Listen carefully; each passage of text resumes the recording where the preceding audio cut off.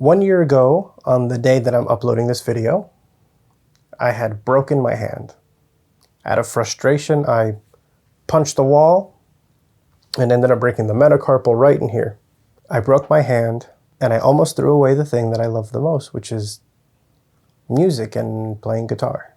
So after some surgery and a screw, physical therapy, therapy for my brain, and a year later, here we are. Hi, my name is Gerry, and thank you so much for coming back to another video. I don't really know where I'm going with this video or what I'm going to talk about exactly. I don't really have a script or anything. I just kind of wanted to sit here and reflect back on the past year that I've had and peel back the curtain a little bit and show you what's been on my mind and the direction of where the channel's going to go and everything leading up to that. YouTube for me has been a very rewarding and difficult journey. For whatever reason, I just have never found that balance that the algorithm so wants. If it's not one thing, it's the next, and life just gets in the way. And I think I've come to learn that that's okay. I don't think I could ever put into words on how hell-bent I was into making this work and finding a balance and just try to find a way to make it all happen, to make it all work. I love music, like a lot of you do, and it's the thing that keeps me going. But for a while, I did turn it into a very destructive thing for myself and didn't even realize that I was doing that. Pretty much since the day that I started college. I went to school for audio production, and I have just been on this go, go, go, go, go mindset. You know, that mindset that gets kind of pushed down your throat. I guess today we call it the Sigma grindset of just going and doing whatever it takes to make it happen. And in hindsight, yes, some of these videos that I have made, I'm very proud of and you guys have been very receptive of, and I'm just so grateful for it. But more often than not, the only way that I got it done was through lack of sleep or just overworking myself. And then it becomes a pattern where I overwork myself and then I burn out and then I have to take time off. And then I get back into it and then I burn myself out and then I have to take time off again. And it's just been this cycle of that over and over and over and over and over again. And as you could probably tell by the upload schedule, that's very much how it is. Sometimes I upload a video every week and then sometimes I don't upload for months at a time. And in my mind for so long, I kept thinking to myself that if I could just push through, if I could just make it happen, that one day I'm going to figure it out and I'm going to make it all work. Things like sleep weren't important. I would get angry if I got sleepy. I would say things like, man, why do we have to sleep? I could get so much more done if I didn't have to sleep. Or my other favorite one was I would always think if I could just clone myself, if there was just two of me where one can handle this thing and the other one could handle another thing, I could be just so much more productive. And productivity was just at the forefront of my mind. Now, there are a lot of different aspects that led up to me eventually breaking my hand. A lot of it is personal, and I really don't want to delve too much into it. Essentially, it was a big, big mess. I had moved across the country and then had to move back, and it just turned into just a spectacular mess. And even though I think I can say that I'm doing a lot better these days, I would be nowhere without just the amazing support system that I've had with my friends and family. If you guys are watching this video, you absolutely know who you are, and I try to be grateful for it every single day. And I think the craziest part about all of this is that up until the incident happened, I really had no clue that anything was really wrong with me. In my mind, I truly thought I was doing all of the right things. And the problem in that was I didn't realize that I was just spreading myself so thin, and I didn't realize that I was just driving myself just, I guess, borderline manic. But since then, I guess I've been on my journey of rehabilitation and really delving into myself and looking at the things that I enjoy, the things that I don't enjoy, the things that I can change, the things that I can't change, and basically trying to optimize my life to where I can live a much healthier lifestyle and still feel fulfilled in the things that I do, whether it be my music or my job or even things like spending time with my family. I would have such a hard time trying to make the time to do things like that. Oftentimes I would do things where I would prioritize, making a video or dressing up as whatever video game character. Because in my brain, that was always just, if I could just push through, this is so important. I have to push through and I have to make the content. It has to go out and just driving myself just off the wall. And like I said, I've been on this journey of trying to better myself. I have seen a therapist. I've read a couple of books that have really, really helped me. And this isn't me claiming like I'm some, mental professional or whatever. I don't know what I'm talking about. But I think I was suffering from a form of depression that I didn't know that I had. And again, I haven't really been diagnosed on this, but I think I had manic depression. And again, let me reiterate that I'm not claiming that I know so much on the subject, but in a general sense, when you think of depression, you might think of someone who is in bed all day and have a hard time trying to find the motivation of getting out of bed or doing things, or things seem so cumbersome. To me, I look at it like, like two sides of a coin, right? That's one side of a coin. And on the other side of the coin is manic depression, where it's the complete opposite, where it's a person who sometimes they can't sleep. They're just thinking about 10 other things and all of the different outcomes of those things, where I'm just up in bed, I can't go to sleep, I'm thinking about so many different things, so many different projects. And again, I don't want to delve too deeply into it, but I was dealing with a lot of personal at-home things on top of that. And I think where the depression part comes in is that I think I was doing a lot of it in fear.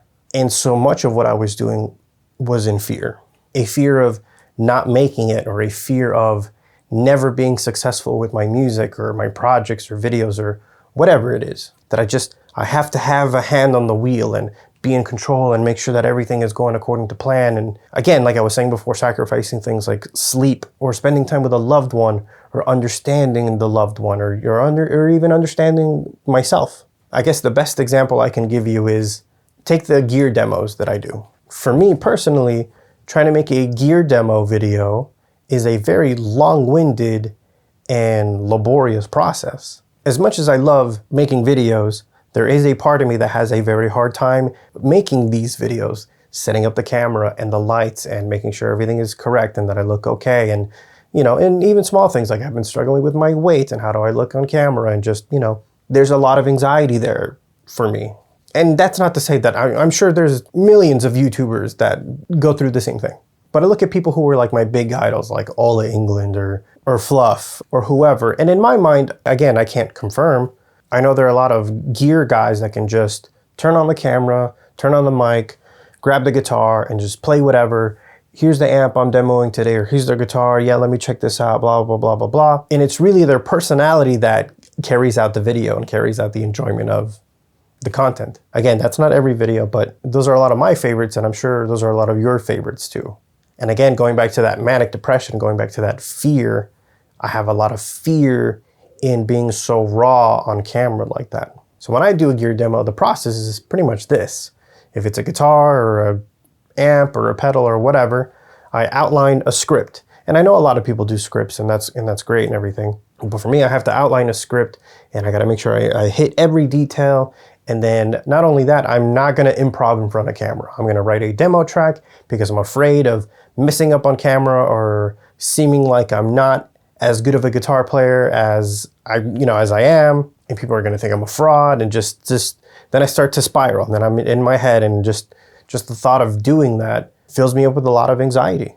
And I think it ties into imposter syndrome a little bit, where I feel like, okay, now I have to make sure that everything looks great on camera, and I seem like I'm a professional and I know what I'm talking about, and let me write a demo track. And it's like, man, I'm just building this kind of facade of a person that's not really me at the end of the day, in a way. I always try to yearn for authenticity in my videos.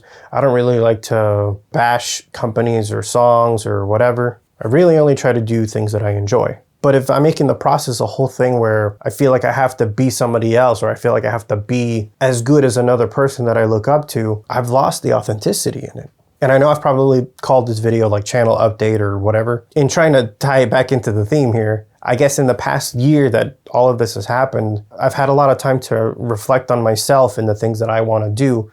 And again, as I mentioned before, really look at the things that I enjoy doing versus the things I don't enjoy doing. And after giving it some thought and taking the time to take care of myself and reflecting on the things that I like to do and the things that I don't like to do, I think I've come to the conclusion that doing gear demos just doesn't give me the fulfillment that it once did before.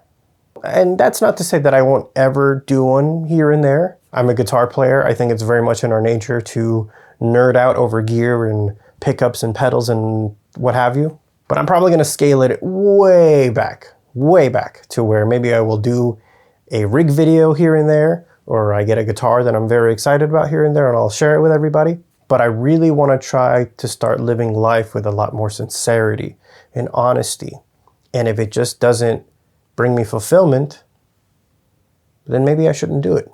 And in all of this time that I've spent on rediscovering myself, one of the things that I haven't really done in a really long time is play video games, weirdly enough.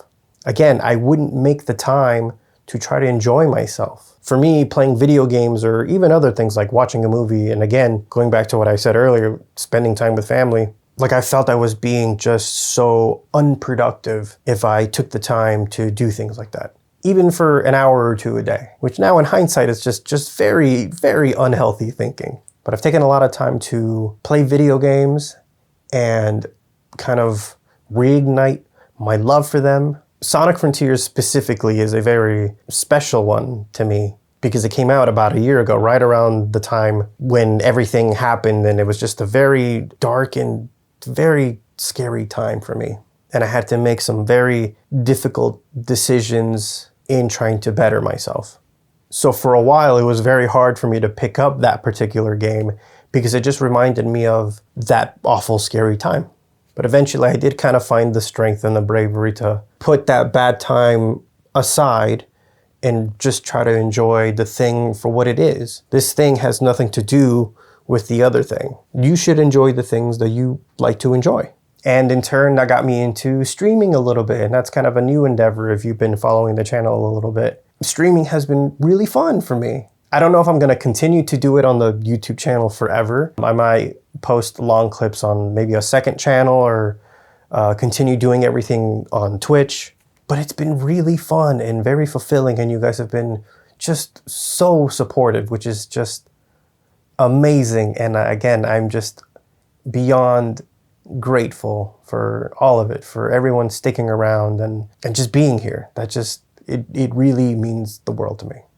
So yeah, maybe I'm being a little dramatic, but yeah, through all of this, I've kind of just rediscovered my love for video games and my love for video game music and my love for doing video game covers and my love for doing my own music. And it's really funny because I was just listening back to some of my more recent covers, things that I did after I put out my EP.